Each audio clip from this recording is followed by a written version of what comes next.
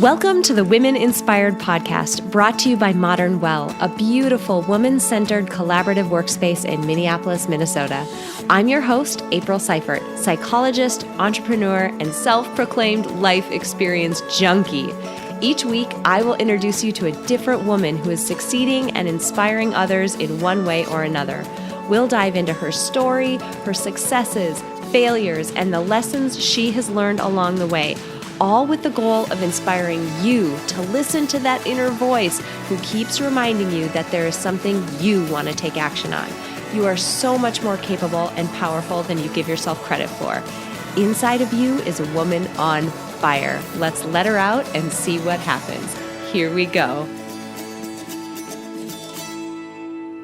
Hey everybody, welcome back to the Women Inspired podcast. I am your host, April Seifert, and this week I'm going to introduce you to probably one of the most courageous women I have ever encountered. Her backstory and what she has done with herself since then is, it's literally going to change the way that you think about courage and adversity and vulnerability and what it means to essentially rise from the ashes. And I am just so thrilled to have her today. I would love you all to meet Silvia Turonova. Welcome to the podcast. Hey, April, thank you so much for having me. You just introduced me in I feel like a hero now. Good. That was a really good introduction. Love it. Love it.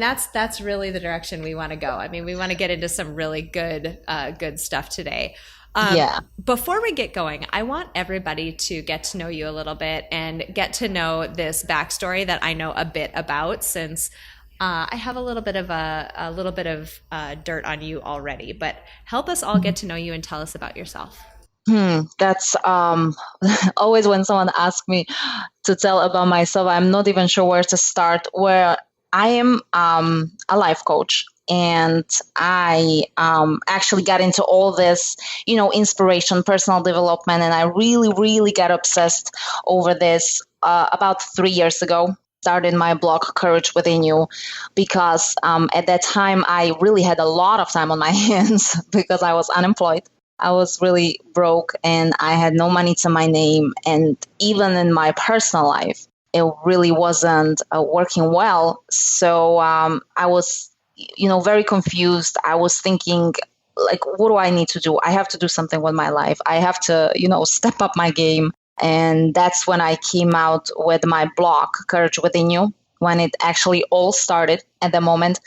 And after 2.5 years, I turned this blog into a book, which I wrote for a simple reason. I just wanted to inspire people to live more courageous lives, because I know that when I was, on the bottom, it was really that courage which helped me to change my life and do what I want to do, in spite of the fact that I thought I am not able to do that, or I didn't believe in myself, or that I saw that people around me wanted me to be someone else. And I said, you know what? No, I'm not going there. I want to be someone else. And then another, which was huge, and I would like to share this with you, was my last year, which I call an emotional breakthrough, which involved a lot of courage, because for the really first time, I just realized that I need to be vulnerable in order to be strong. Before, it was always about, I am tough, I'm strong, I don't show weakness. So when I went through this emotional breakthrough last year, that really when I was challenged to use my courage to actually face the fact that I can get hurt, that I am a vulnerable woman. Absolutely. Well, what I love, obviously, folks who have listened to past episodes of the podcast know that you and I are kindred spirits on the piece of, courage being something that is within all of us. We all need to have it, and we need to move forward in spite of fear. Oh my God, that is something that I absolutely live my life by. I'm wondering if you'll share a little bit about where that came from for you. And I'm thinking specifically about your backstory. So you've got a really powerful backstory that I think a lot of people, it just helps to understand where you came from to get how amazing the work that you're doing today is. So would you mind sharing that with us? Sure. I kind of will try to sum it up. And you know what? My courage, I would say, started like back when I was like in a high school. And I was, when I look at, my past and I take like those points, like where it really showed, what did you do? How did you act? It was when I was in high school and I was bullied. That was one of the reasons why, I remember like just fighting back, getting beat up. But I'm like, I'm gonna fight back anyway, even when I know I'm gonna get beat up. Then it was also when my mom struggled with severe depression for many years when I was pretty much a teenager. So she spent a lot of time in the hospital when we were like, I was like 13, 14, 15. So I stay sometimes home alone, and I kind of like build that belief that I have to take care of the house. I have to step up. I have to be strong. I have to do what I need to do because that's a situation which I believe, like, sometimes when people hear it, they may be like, oh boy, or like they feel sorry for me. And that's like the last thing, because first, that there is so many stories out there, which are much worse or more complicated or, anything like that. But then there is also the fact that that's really what brought me where I'm today, my past, whatever I need to endure in my childhood or when I was at school. And then if I move a few more years, I was in college. I remember I was finishing my bachelor's degree and I just wanted to change. There wasn't really a lot of opportunities for me back home because now I live in the United States. I'm originally from Slovakia, but it wasn't really a lot of opportunities, especially I knew I have to take care of my mom. I just knew that this is going to be, part of me, part of my story. Like some people have children, I have my mom. So I just knew I have to take care of her. So I needed to find a way to kind of, get to better opportunities where I can make that income. So that's why I moved here 6 years ago. And I came here with about $500 in my pocket. I landed in Newark International Airport in New Jersey because that's actually where I started to live. I was there for 1 year and then I moved down to Florida. So that was definitely one of the biggest moments of me being courageous, if I can say it like that, because I thought it's going to be a bit easier. It was a bit harder, but it wasn't that bad. But it was really that stretch, maybe because you go, on the other side of the world all by yourself, or because you leave all your close people behind. But that really, especially when I was here a few months, because first week, I was terrified. I was like, that was a bad decision. I'm going back home. I'm giving up, which I never wanted to actually admit I do. But I'm like, I'm giving up. I'm going home. I was talking to my friends. I was talking to my mom, and they're like, listen, you did all this. You went to the United States. You did all those sacrifices. You sold your car. Everything, just everything. Like, you cannot come back. I'm like, no. That was just a bad decision. I'm coming back. And then maybe within a month or two, just something hit me in my head. And I just realized why I did all what I did, and then after a few months of actually being here, when I look back, that courageous decision didn't seem so horrifying anymore, so it really was just the time I needed to kind of recover. Absolutely. And what I think is amazing about what you did in immigrating to the US, and this goes for anybody who has made a big move, whether it is especially internationally, is that so many of us get very comfortable inside our comfort zone, right? That's why it's called a comfort zone. We have a little box that we are accustomed to. And by comfort zone, I don't mean that it is physically easy and comfortable, because your situation wasn't, right? There were reasons why you were leaving. It doesn't have to be necessarily fun and nice there, but it's something that we're used to. It's something we're accustomed to, and it's familiar. And those barriers and constraints can completely hold people back from making changes, even when those changes need to be made. How did you do that, even though, you had that comfort zone? How did you break out of that and move somewhere new with $500? Like, how did you do that? You know what? I think it was just the feeling that it's not only about me. Like, there is my mom. And even when I wasn't able to help her at the beginning, now the situation is different, which I'm so grateful for.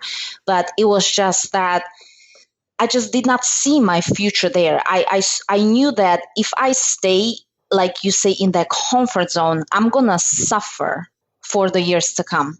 I just knew that that's just step I need to take. The thing is that I wanted to take that step. It was like the whole process and actually going through it and, getting on the plane and flying was terrifying. But this idea in my head that if I don't do this, what I'm going to experience in 1, 2, 3 years, it's going to be much worse than to overcome this at this moment. Because sometimes people ask me, like, how do I overcome fear? And I say, I scare my fear with the fear. Like I feel fear to travel and go live somewhere else with $500 in my pocket. But I am more scared of what can happen if I don't take this step. So I guess that's really something what helps me a lot. I have to repeat what you just said, because if people are not writing this down, you better burn this into your brain right now. I scare my fear with fear. That was huge. That was so huge, because so many of us think, and you did this awesome thing in what you just said. So many of us think about, what am I going to be leaving behind? Like, what am I going to be missing that I currently have today? You thought about it from a very different perspective, and the way that I wish people would think about things so much more. The unknown isn't necessarily bad. Like, the unknown is just unknown. What could you be missing out on if you're not making that change? That's huge. So that was a really big piece that I want to call out. And then two, you keeping your mom in mind, and keeping in mind the fact that there were things that you needed in order to, do what you wanted to do for her, to support her. I've talked in a number of different episodes with quite a few guests about this idea of knowing your why. So why are you doing something? What is the deep down motivation, the big reason that you have? Why have you even started this in the first place? And it seems like yours was crystal clear, and that really helped you make that change. That's very, she is not my whole why, but she is a giant part of my why, because based on what I've seen and how she lived and how many things she sacrificed in her life, and how she got into, she became addicted to alcohol, and all her life in those what we call best years. I said, when I grow up and I have that ability to help her and to change it, then I have to do it. Like, I just feel it's my responsibility. I have to do it. I have to show her, even when it's going to be like, now she's about to hit 60, even if it's going to be in her 60, I am going to show you that the life is better than what you experience. That's amazing. That's so amazing. I love it. I so appreciate that you were open to share that experience with us, because sometimes, and I'm going to point the finger right at myself, like right square at myself with this. When things get difficult, that's when we close up, and that's when we push people away, because we don't want to see them. We don't want them to see us at having a difficult time, maybe at our worst. And I want to say you were at your worst, but like, that we don't want to have them see us struggle. And I definitely had that experience. Recently I shared my story and my experience with postpartum depression and anxiety. And at the time, it's so easy for me to talk about it now, and it's so easy for me to put it out there now. But at the time, it was impossible for me to let anybody in, because I wasn't willing to admit that I wasn't strong, and I wasn't willing to admit that I needed help. And earlier on, you mentioned the notion of vulnerability, and I'm just wondering if you can talk about that a little bit, because it feels like you really have some great experience in that realm. Oh yeah. This is a great question, because, for me, it's like, I don't know, I feel like I was lost somewhere for like 28 years, and then someone came and just slapped me on the face, and I woke up, because with this vulnerability, I mean, for me, the way how I grow up, and as I mentioned, when my mom went to the hospital, I adopted this it's not really a misconception, but I adapted only the one side of the coin. Like, I have to be strong at all times. And I know that a lot of women feel like this, like, I have to get this done all the time. I have to be perfect all the time. I have to do this. And that's how we feel like we have to, handle it, because if we don't handle it, it's like we fail, which it doesn't mean we fail. Sometimes it just means we have a lot on the plate, or we just, exactly as you said, that fact that we don't want to ask for help. And that was me. I mean, I adopted that mindset that I have to be strong at all times, which was actually striving for perfectionism. Like, no one is strong at all times. There's just no way. We all have our moments. We all feel vulnerable. We all feel embarrassed, shame. We all are hurt. But I live with that idea that I have to be strong at all times, and it started to show up because I started to really have like a mild mental breakdowns. I was really angry, like I could go from 0 to 100 and, and temper and everything. And then I found myself really weak, because when you overreact, you feel really bad. I think we all experience that. It's just, blow, and then you're like, okay, what just happened? So I was, and it's not that it doesn't happen to me anymore, but I'm trying to work on it. But I just noticed that I'm really feeling weak right now. I had to start admit it, because it was transforming into more and more pain from not even trusting myself that I can handle myself. So that's really how it started. And when I started to see those signs that I am not strong all the time, and then I bump into the work of Brene Brown. I am so super grateful for this, because she's so amazing. She is so amazing. Yes, exactly. And how she, her work, how she talks about vulnerability. And when I read vulnerability strength, I'm like, what was that? Okay, wait a minute. So I started to really think about myself, and for pretty much, from what I remember, 13, 14 years, how I believed that I have to be always strong.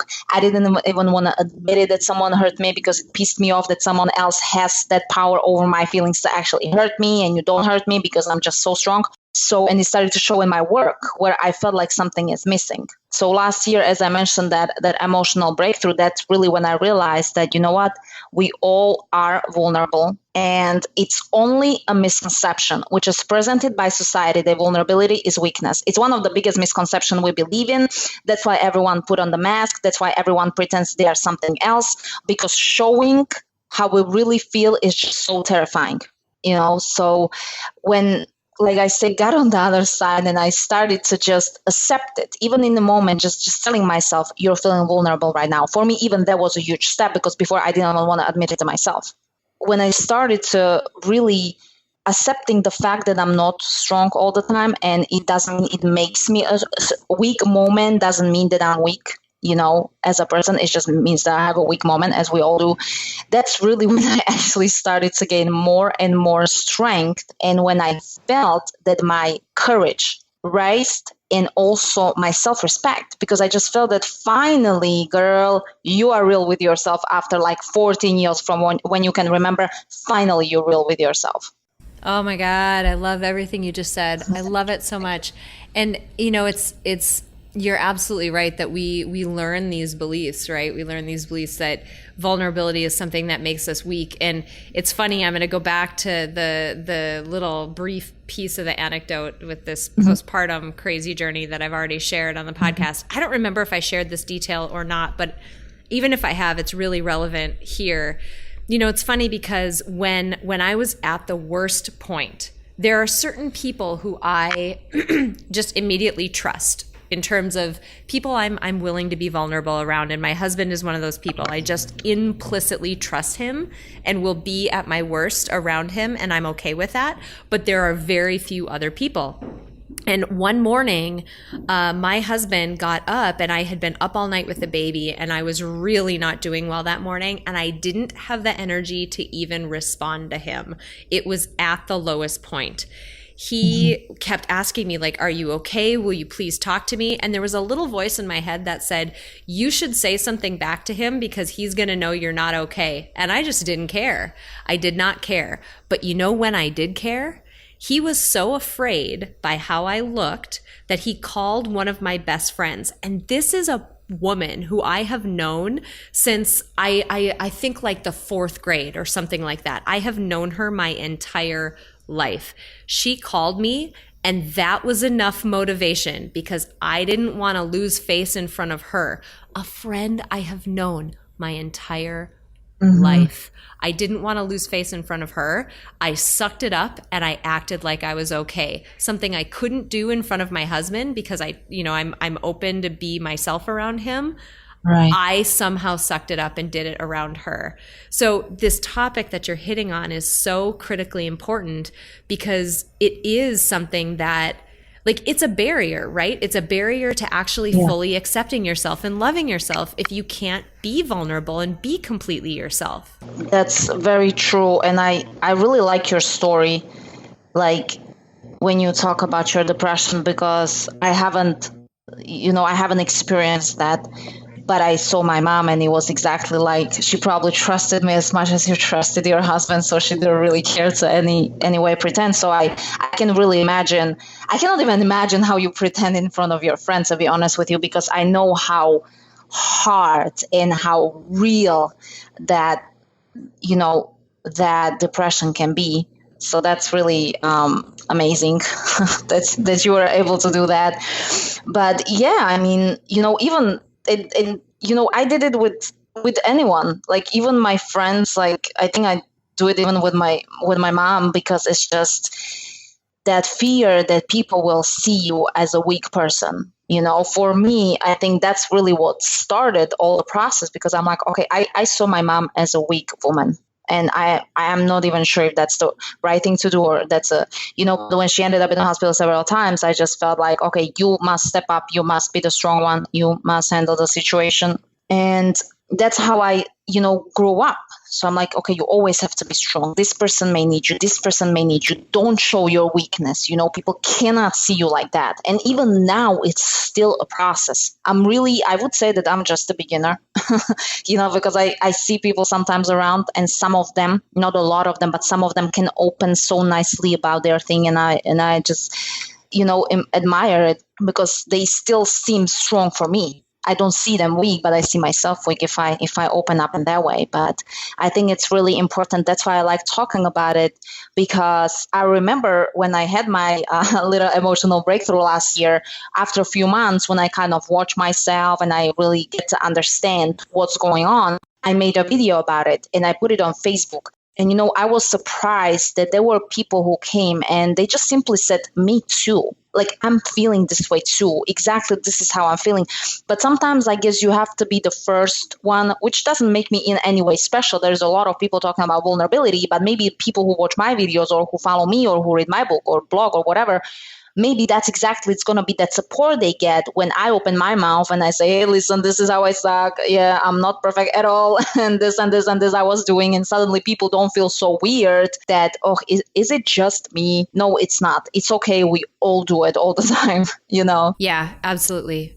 I want to switch gears just a little bit, because Sure. Now you have been in the US for, I think you mentioned 6 years.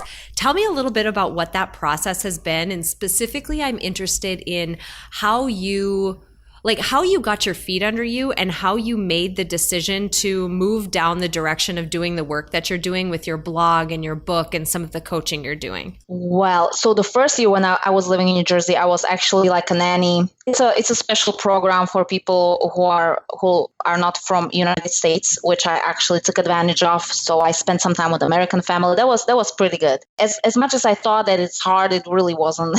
When I look back. And then after a year, I decided that I want to move down to Florida. That's where I live right now. And I actually started to study English here, because when I came 6 years ago, really, I knew, how are you? And I don't understand English. That was the sentence that I really knew. Oh my gosh, that's amazing. You have no idea how I suck in English. Like sometimes when now I actually write a blog post or I get on a podcast or like a bigger blog, accept my blog post, I'm like, I don't understand how I got here. But yeah, so I study English here in Florida. And then the first 2 years were really tough here for the simple reason that, I went through a different visa, which we immigrants have to go through. I was a student. As a student, you cannot work. So I was trying to live off my savings. And, it was a kind of difficult like that.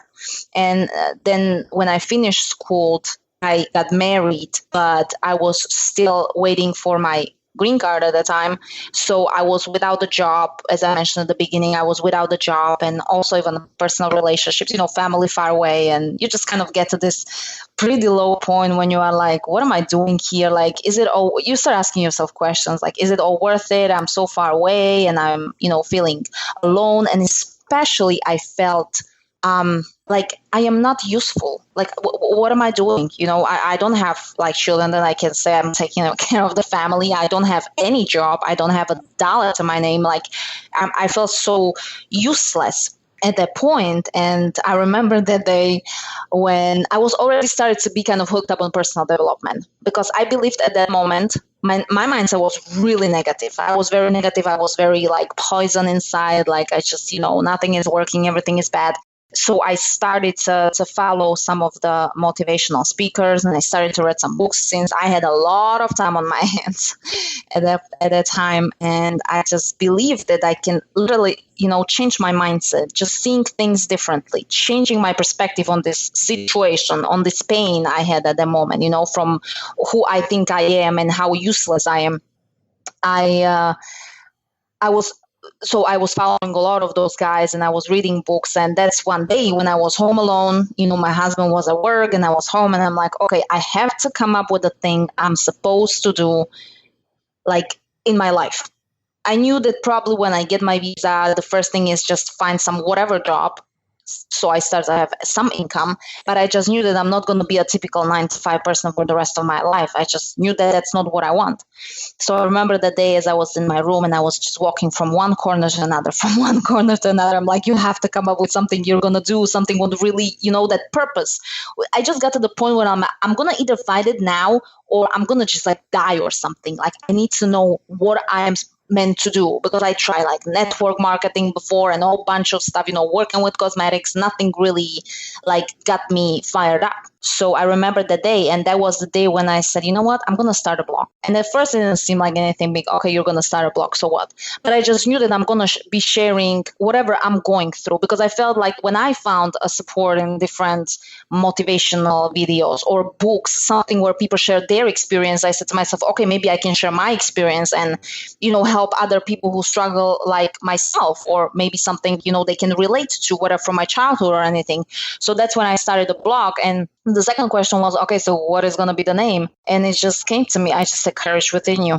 I just knew that that's all I need to know to succeed. And that's all I need to know to change my mindset, to just go and do what I believe I'm meant to do, no matter, whatever it takes, pretty much. Okay. So the personal development journey that you were on is incredible, because it can be difficult to sort of turn the mirror on ourselves and look at ourselves as, people who need development. And I think everyone does. Like, nobody is perfect. Nobody is at their optimal. We can always use a leg up and some extra help. So I love that you went down that journey, but I also love that once you saw the value in it, you wanted to give back and give it to other people. And I think that's amazing.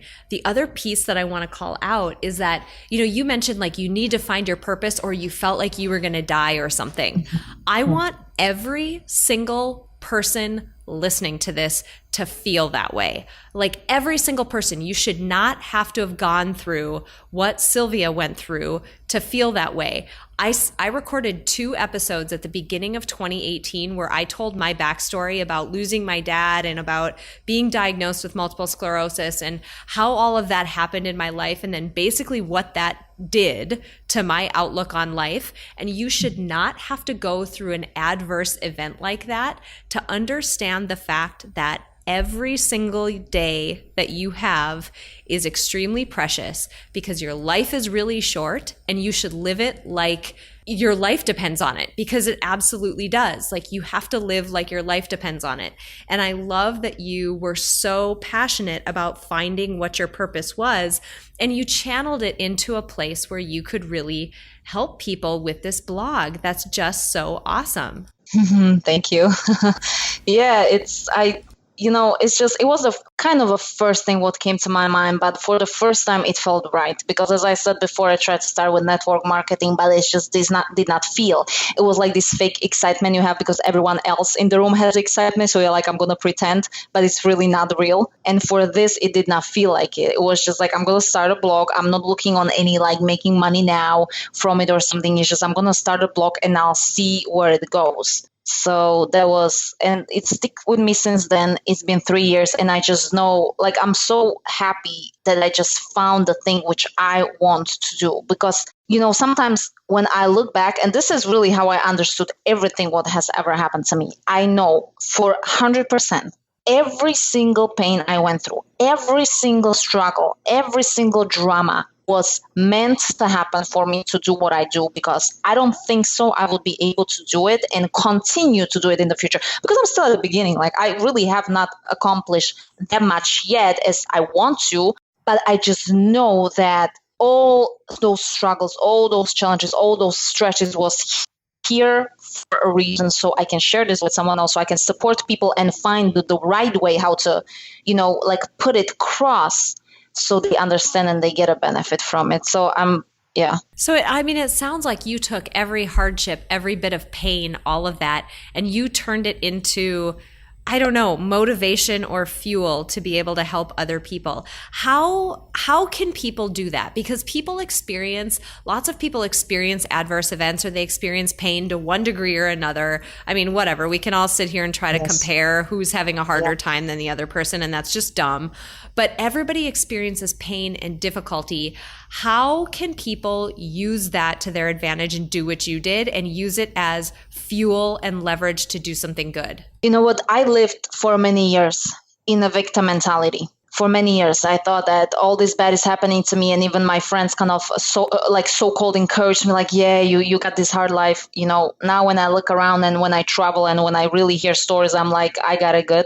But I lived in this victim mentality, and the problem was that I wasn't able to see through my pains. I wasn't able to see through my struggles. I thought that I'm just having this hard life, and that was all. The moment when I started to change the perspective on what happened to me was when I ask myself, and I do this by now, I learned this one simple question, and I do it by now: what's in it for me? Like, what's in it for me that my mom drank? What's in it for me that my father, physically abused her?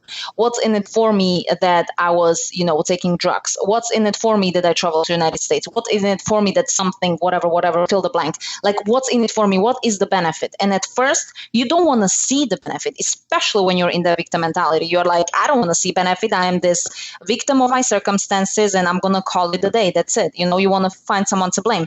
No, because it's one thing if someone does something to me, which is their fault or my life's fault, if I really want to say it like that, but it's up to me to take responsibility for my feelings. Because out there, as you said, we can sit here and compare ourselves to who went through what, but there is always someone who has it worse. I really believe that there's always someone who has it worse. So that question, and the fact that I studied a lot of biographies of people who went through things like rape, which I have not been through, and I cannot even imagine how horrifying this has to be. And I see these people thriving in life. It's kind of like a wake-up call, which lets you know that it's not really the situation, it's how you take it. And I know that it maybe sound hard, and some people are going through something right now, and they are like, you're just such a smart ass, you say it like that, but I'm really hurt. That's fine. And I don't deny the fact that we need a time to recover. But after that recovery, you have to, that was really for me a breaking point to finding benefits in any single of my struggles I went through. And trust me, if you really look close, there is always at least one benefit which changes that perspective on the struggle. At least that's what helped me in my life, and seeing that we all are going through this. It's not about who is going through what, but how we decide to take it in the long run. Something amazing that I read in the personal development literature, and it's something that really echoes what you said, is this idea of radical responsibility. So taking 100% responsibility for 100% of the situations that you find yourself in.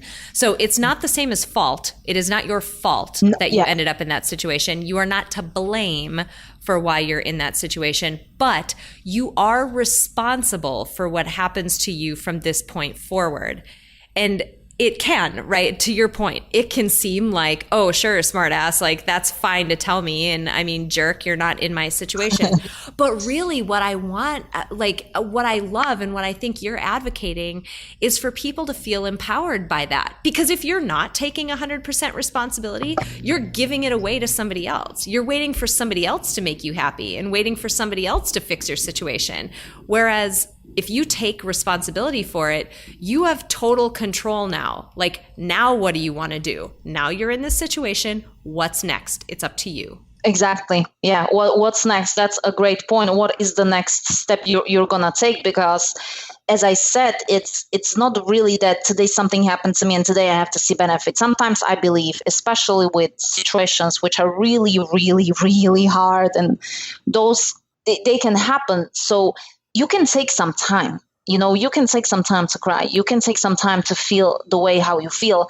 I think that we all need to give ourselves that space to let it out or to process the situation based on, it can be so many different things. But if you stay there, on the bottom, trying to find someone to blame and feeling like the victim and not taking responsibility for your feelings, it's really, that's where you take responsibility, that now how I'm going to take it and how I'm going to use it or how I'm going to accept it in my life, it's up to me. It's like I can, let's say, my partner can cheat on me and it's his fault, but it's my responsibility how I'm going to handle it in the future, or in the close future. So 100%. Yeah. 100%. You have such an amazing background full of wisdom. I'm just wondering, if you, as you look back on everything, on, you moving to the United States and the reasons why and setting up your blog and the things you learned and that you're putting into the practice that you're doing right now, what would you want to tell other women? Like, what advice do you have for other women? For me, and based on what I see around me and based on how I know I was, and I'm trying to work on it to not be that way, is to give ourselves more credit. Like, just give yourself more credit. When you go to the gym, give yourself a credit. When you write and send this email, give yourself the credit. When you do something, even for your kids or at your job, just give yourself a credit. Like, I think we just always try to play it like small, like, oh, that's nothing. That's something. Every single thing, it's something. Because, the other day I was reading this book and it's like scientifically proven or something like that women has much less confidence. And I think that it's because we try to always kind of like cover up our achievements. Let's not make anyone uncomfortable. F that. Like, give yourself a credit. You deserve it. You try hard. You do 1 in a million things. And even to myself, I try to tell this to myself every day, because I know what it is to strive for perfectionism and always do so many things, but never actually feel like we accomplish something. So it's that, just give yourself a credit, even for the little things. We have to do that, because we have just so much power, not in a way to control, but in a way to share and, impact and influence this world in a positive way. That if we're always going to try to play it small and cover up our achievements, it's going to be harder to really deliver the goodness we have inside, and the potential and everything what we can actually do. Oh my gosh, I like you so much. And I know. And I like you too. Yay. And I know that everybody listening to this is going to be completely inspired by everything that you have said. Where can people find you online when they want to learn more about you and the work that you're doing? You know what? They can just go to one place. They can, on my website, silviaturon.com, which is silviaturon.com. And they can find anything that there are my videos. There is about my book if they want to check it out. There is also all my social links. So I will just send them there to this one place, because they can get anywhere else from there. I love it. One-stop shop. Silvia, I have to say thank you for for reaching out and, sharing your backstory and being so authentic and so vulnerable and so open, for sharing the wisdom that you have cultivated over your life and the various experiences that you've been through. I want to thank you for being open to share that with us today here on the podcast. I really appreciate it. Oh, thank you so much, April. I was so happy when you got back to me and you were like, thank you for reaching out. I was like, yes. I was like, I want to be on this podcast. And when you got back to me and you said yes, I was super excited. So thank you so much for having me. Oh my gosh, it's been wonderful. Before I let you go, I have to ask you one last question. And it's the question that I ask every single guest on the podcast. We have a growing Spotify Power playlist, which is a big playlist of motivational songs that the guests that I've interviewed on the podcast have all contributed to. So I have to ask you for your contribution in your favorite motivational song. My favorite motivational song, I would say, is from Justin Timberlake, Can't Stop This Feeling. That's like I love that song. Like you can't not dance when it's on. Exactly. Like it's not possible. You can't not dance. You just have to. Yeah, I love, he has a good spirit. I like it. I love it. Oh my gosh, Silvia, this is wonderful. I feel like I'm cutting this interview short, even though I'm looking at the amount of time we've been on and I'm like, how has this amount of time passed? I could talk to you literally for the rest of the day. I so appreciate you coming on and sharing your story. Like I said, this has been absolutely wonderful. I am thrilled that you reached out. Thank you. Thank you so much, April. It was great. You guys, I so hope you are coming away from this interview with Silvia Turonova feeling inspired and feeling completely on fire, because that woman and her backstory are incredible. She is just absolutely amazing. And I want to highlight a few things that we talked about because they were so powerful and so incredible. First of all, Silvia left her home country of Slovakia and she immigrated to the United States. And ultimately, she did it because she wanted to make a better life for herself and for her mom. But if you sit and think about that, like imagine leaving where you live right now to move to a completely different country, a completely different culture with $500 in your pocket. I mean, that's completely terrifying. And even more so than that, when she got here, she said she couldn't even communicate at first. She barely knew the English language at all. And I mean, you listen to her today and it's incredible, the progress she's made. And the thing is, I asked her about how scary that was, and I just loved her answer. And I think it's worth quoting over and over and over. And I want to like write it on a Post-it note and put it on my bathroom mirror. She said, "I scare my fear with fear," meaning she thinks about how afraid she is about what she might miss out on or what could happen if she doesn't take the scary step that's in front of her. And that fear allows her to manage the fear of taking the step at all. And I think that's huge because all of us have this comfort zone. And, we talked about it in her interview. Comfort zone doesn't mean that it is physically comfortable to you because the situation she was in was not pleasant.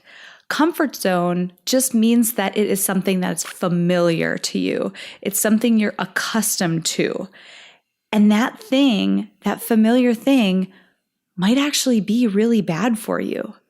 Or at the very least, the unknown isn't necessarily bad. The unknown could be amazing. We just don't know.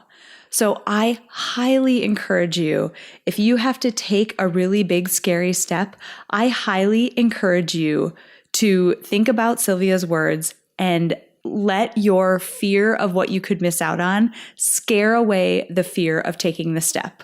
The second thing I want to highlight is the conversation we had around the notion of being vulnerable. Silvia made a beautiful point that no one can be strong at all times. And that is so important because the thing is, we think that we have to, especially as women. We think we have to be strong in every moment at all costs. And I shared some experiences in my life that were extremely difficult where I fell victim to this so badly. And the thing is, it's impossible. You can't be strong at all times. And what we don't realize is that by trying to be strong all the time, we actually weaken ourselves. We weaken ourselves because no one can go at that level 100% of the time. We can't. We need moments of rest. We need moments of pause. We need moments of margin and flexibility in our life. And we need moments of vulnerability. And it's in those moments that we sharpen our sword for the next season of life that's going to require us to be strong again. So for Silvia, all of that began by simply recognizing the moments when she was feeling vulnerable and then slowly giving herself the permission to actually feel that way and saying to herself, this is not bad. This means I'm human. This means I need a little bit of margin. I need a little pause right now. And what a perfect place to start. I highly encourage you to do so. And last, at one point, Silvia said she felt like she needed to find her life purpose or she was going to die. And that's when her blog, Courage Within You, was born. Now, finding that thing that lights your soul on fire, that gives your life meaning, that gets you up every single morning excited to attack the day, I can't tell you how meaningful and how powerful that is. And for her, like me, if you've listened to episodes 39 and 40 at the beginning of 2018, both of us she used all the difficult things that she experienced with her mom and with moving to the United States and her experiences when she was younger in Slovakia. All of those experiences, she used them as fuel to get her to a better place. And to do that, she talked about having to shed her victim mentality. That is so huge. It is so difficult, but oh my God, if you can do it, your life opens up. And I encourage you to try. What if you took 100% responsibility for every situation you find yourself in?